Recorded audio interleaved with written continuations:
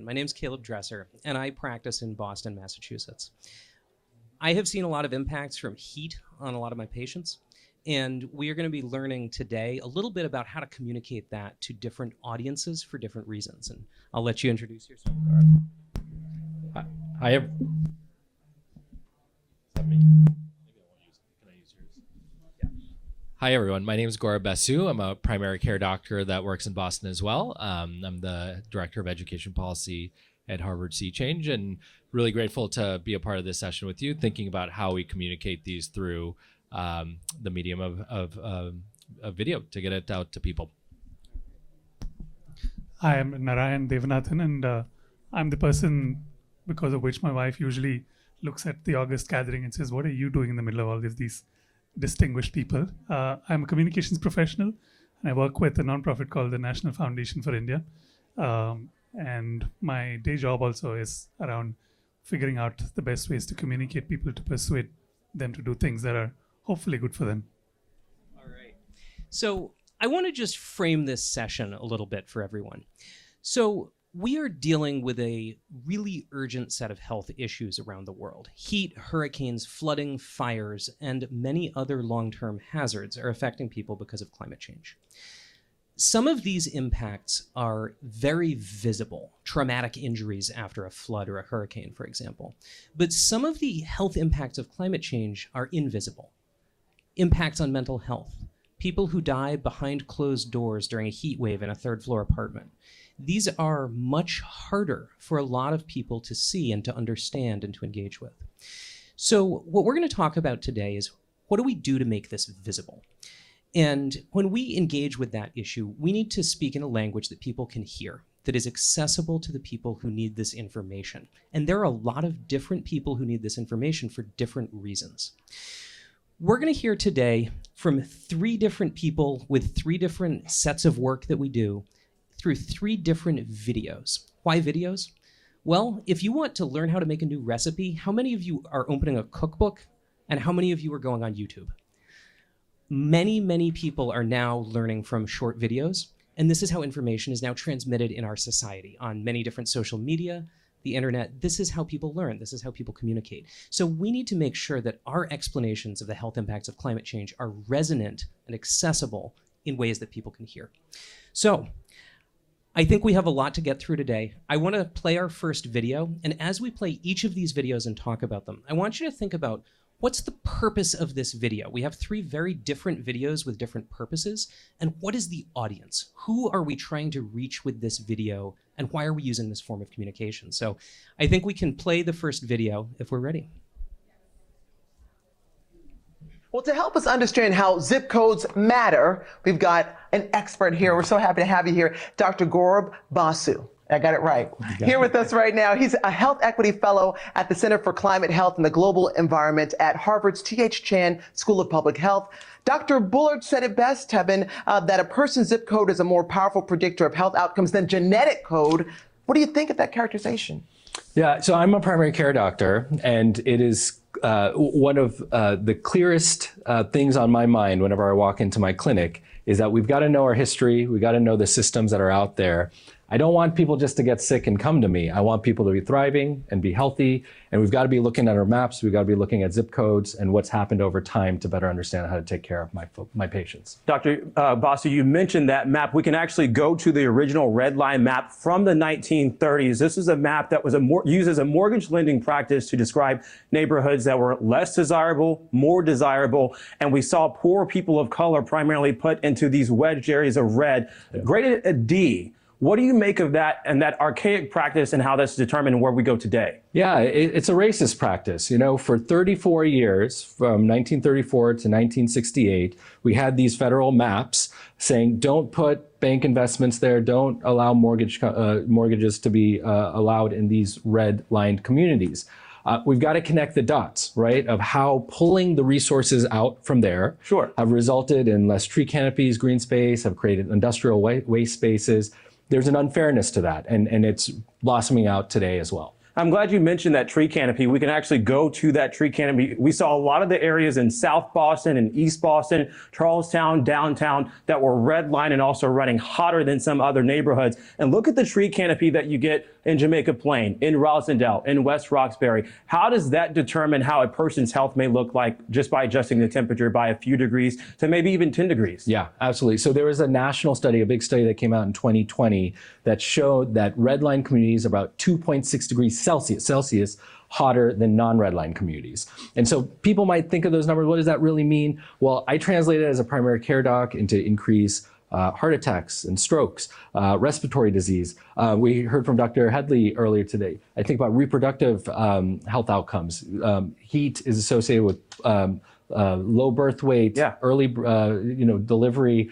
These are things that kind of keep me up at night, and it can really have impact on our patients. So can I just jump in here? Because I see my hometown of Dorchester right here. I see my dad's neighborhood of Rosendale. I see my cousin's neighborhood of Mattapan. Let's talk specifically about these neighborhoods, these urban communities in Boston, what they really need to worry about specifically for these communities. Well, you'll hear from Mariama, and I know that one of her priorities is getting these tree canopies to address these heat islands. And so heat islands is a phenomenon that we really need to understand. It's the fact that there's asphalt and cement and concrete in these areas, and our ability to mitigate the heat that's coming down. And everyone's seeing it every summer. Of course. Not even just the summer, it's happening earlier and earlier, that these heat waves are really making people not be able to manage their internal temperature. That has major health implications for the whole region.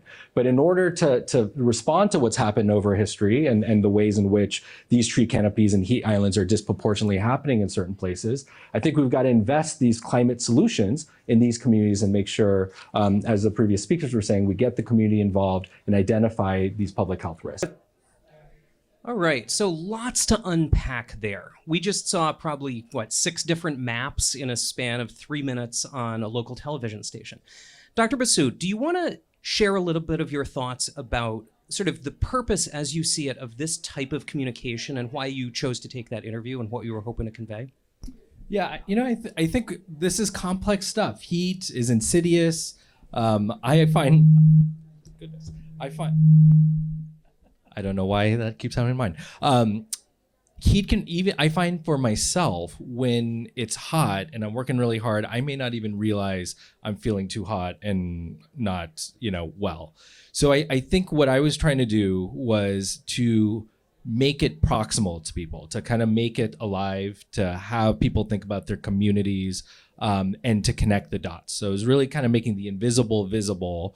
I think these newscasters, this is local NBC News, did a really good job with the visuals that helped people kind of think about their homes and their communities, and kind of connect the dots. And let's talk a little bit more about maps. Maps are really cool. People love to look at maps. It sometimes also isn't obvious how to interpret them. What do you think the role of communicators such as yourself in this type of forum is to help people understand the maps they're looking at? Yeah. So again, I think it's this kind of storytelling craft, right? Where I tried to throw in some data points, right? Some studies and make sure the numbers were there. But I think the visuals are even more important. And so, you try to navigate a little bit of how do you not do a data overload? How do you have people process this, know some data, be able to see it, and then ultimately I think the most important thing is to feel it. So, there was some storytelling of trying to talk about patients and have an emotional core to it. And then again, I think the visuals with the maps allowed you to look to history, to see what was happening, to make the comparisons. And frankly, a goal of this segment was to make people upset. And say, hey, that's not fair. And I think the color and the gradations that were being shown help people really kind of solidify their understanding of that. Now, you're with the National Foundation for India. How do you think about this type of communication with maps and physicians and different communication approaches as it might apply in your context?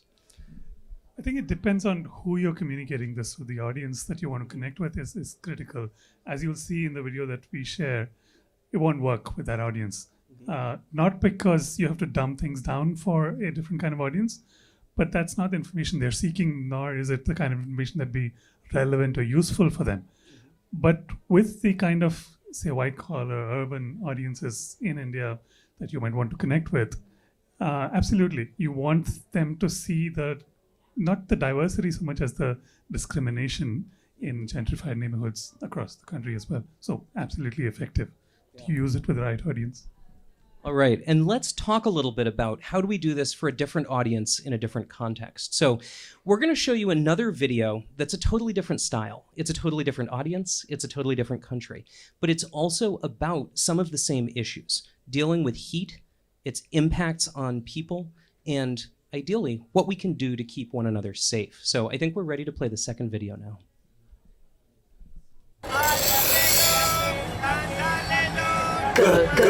ये गर्मी गर्मी नहीं ये आम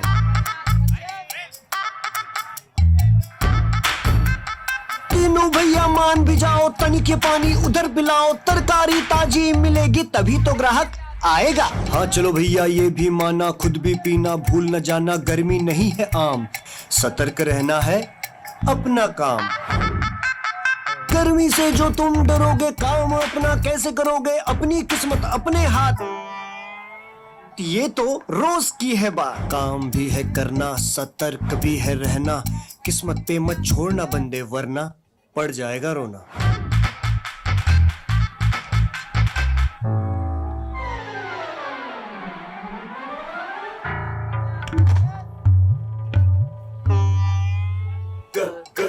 ये गर्मी गर्मी नहीं ये आम क्यों दीनू भाई आज सूरज भाव नहीं दिख रहे सूरज को गर्मी चढ़ गई है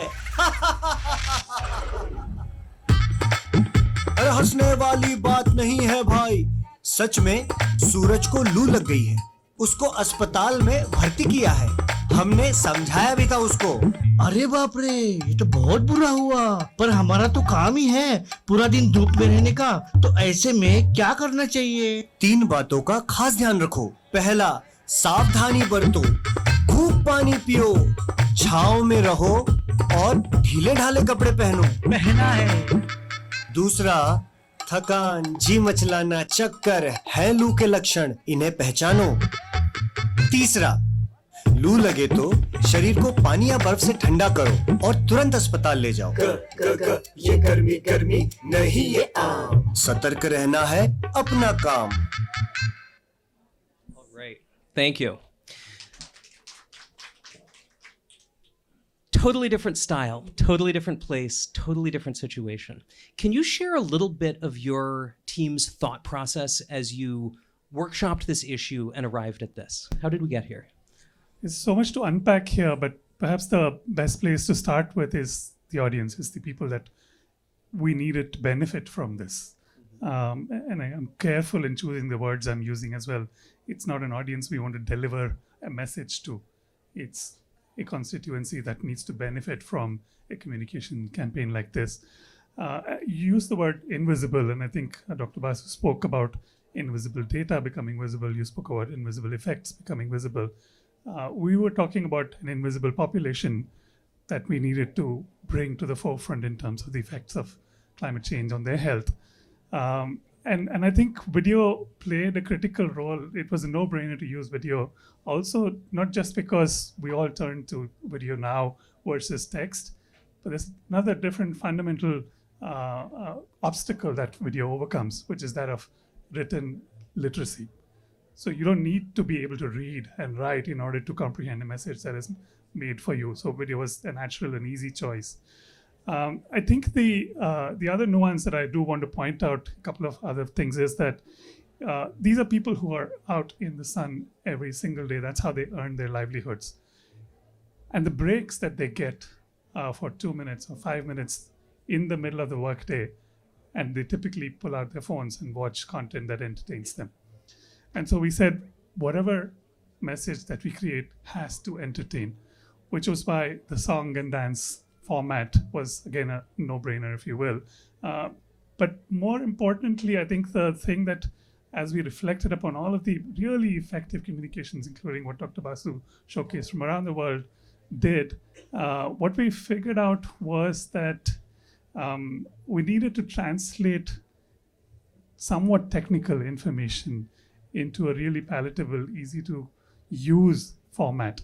And I think those all went into actually creating this piece of communication. And as you would have seen, this is one language, as we like to say. There are many Indias within India, just like there are many populations within across the world. So we are creating, for the many Indias. Excellent. Dr. Basu, you work with patients who also come from a variety of walks of life. What is your reaction as you watch this type of video and how it might help your patients or be attuned in their situation? Yeah. All right. I don't know what I did to that microphone. That was amazing. And what I was struck by, and you're much more sophisticated in this than I am, but what I would say is my reaction was the music and the dance was the heartbeat of this video, right?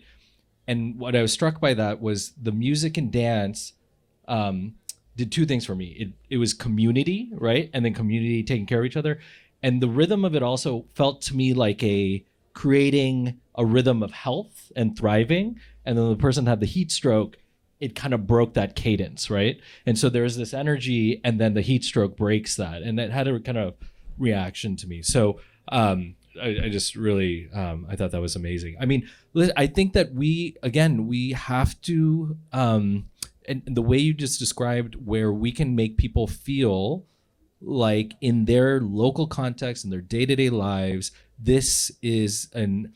we have to tell the stories of their lives and what their day-to-day looks like and how these climate impacts impact that. It's really not about climate change. It's about their lives and how the values and the important things in their lives will be impacted. The making invisible to visible climate is a story, I think, about identifying the things and people that people love and explaining and translating climate on those terms. So.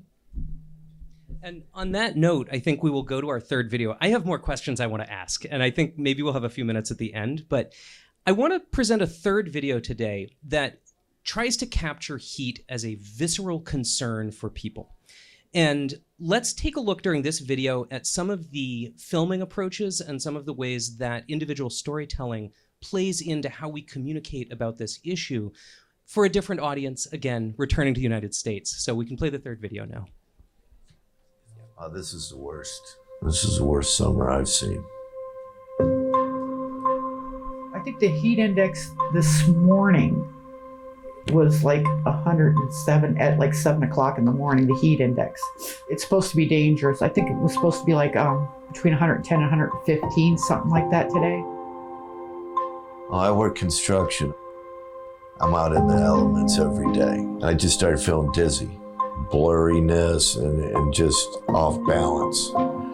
So I'm like, I gotta get off this ladder, get down on the ground.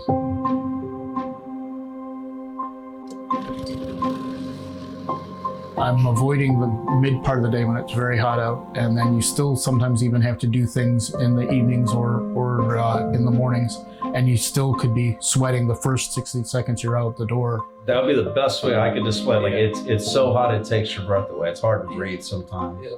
There's ways to work around it, but when it's so brutal and it's so hot like that, you have to kind of figure in your health first. Because you can't work tomorrow if you're dead. Heat was the #1 cause of weather-related deaths in the U.S. last year. And heat is just one danger from a changing climate. Even a healthy person, whether you're working in your yard or riding your bike or trying to do a run, you can't breathe, you have to stop. And a lot of people end up in emergency rooms. And unfortunately, a lot of people do not and don't seek help in time. People with underlying health conditions who work outdoors or can't afford air conditioning are among the most at risk. We've had patients come in the last month or so. I about passed out at my job. I thought I was having a heart attack. This is what happened. They're always saying, well, you're my healthcare provider. What do you think? If we don't have those answers, they're not getting what they need from us. Clinics serving low-income and uninsured patients can play a critical role. Clinics can be a bridge to services in the community that protect against the health impacts of climate change. That's why AmeriCares and the Center for Climate, Health, and the Global Environment at Harvard T.H. Chan School of Public Health are helping clinics create customized heat action plans that protect patients. So we know that we have to be prepared. It is real, and climate change is real, and it is affecting not only our lives, but our patients' lives.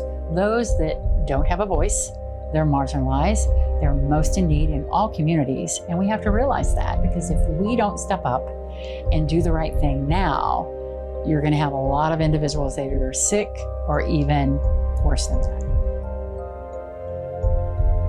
The Climate Health Equity for Community Clinics program, supported by Johnson & Johnson, starts now in 10 clinics in Arizona, Florida, and Louisiana, and aims to reach 100 clinics.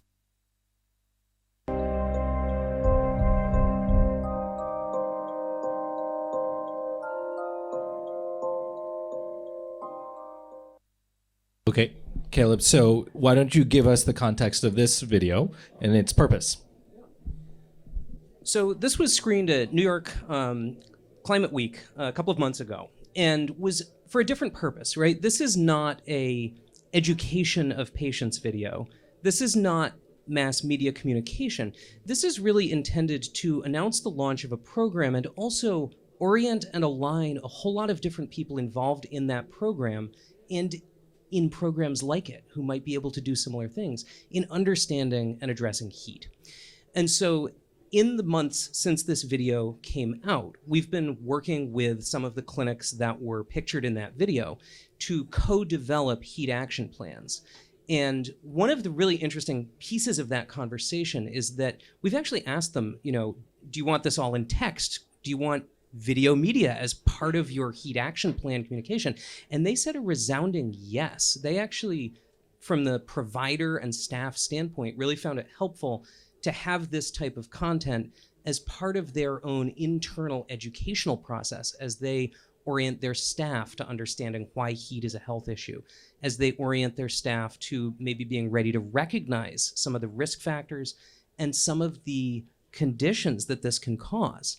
So that was a really interesting thing for us. Something that had started as a program announcement video in a room in New York actually is something that people are now valuing as a way to communicate and understand if you're trying to explain to, say, your medical assistant why giving information on heat preparedness to patients might be useful, or why connecting somebody up with a cooling center location might be useful. So that's been a really interesting development from this video, and I think sort of speaks to the power of this medium to help communicate what is a huge life-threatening issue for a lot of people, but is also one that is really hard to see, that doesn't show up on the front page of newspapers in the same dramatic way that something like a hurricane might. So let's talk about the components that make it effective, because it has been really effective for your work. And let's maybe highlight the characters in the story, focusing particularly on patients.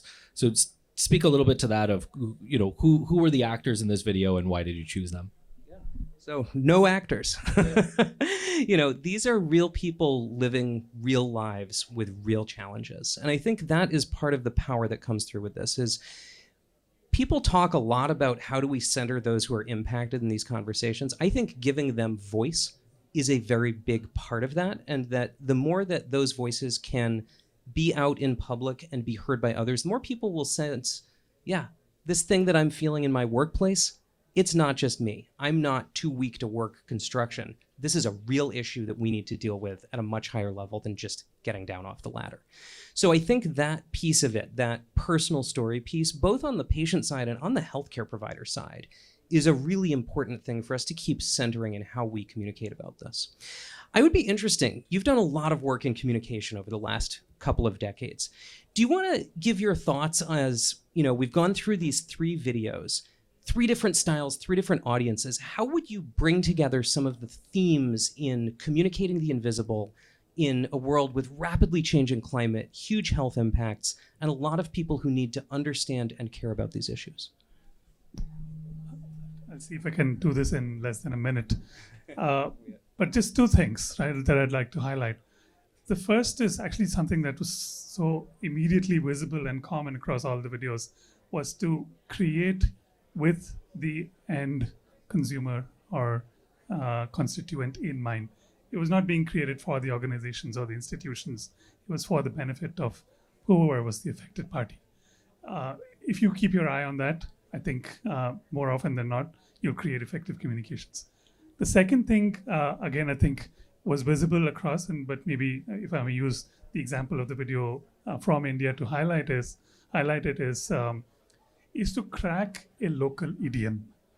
More often than not, we use the same language hoping that a common language will break the barrier of effective communication. But if you invest the time to create the messaging in local idiom, it becomes so much more effective.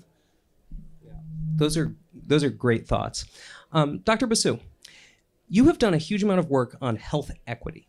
Do you have any sort of closing thoughts for our audience for whom I think this is a big issue that a lot of people are concerned about? How can we use this type of medium, use this type of communication to start chipping away at some of the big health inequities that we face in our societies?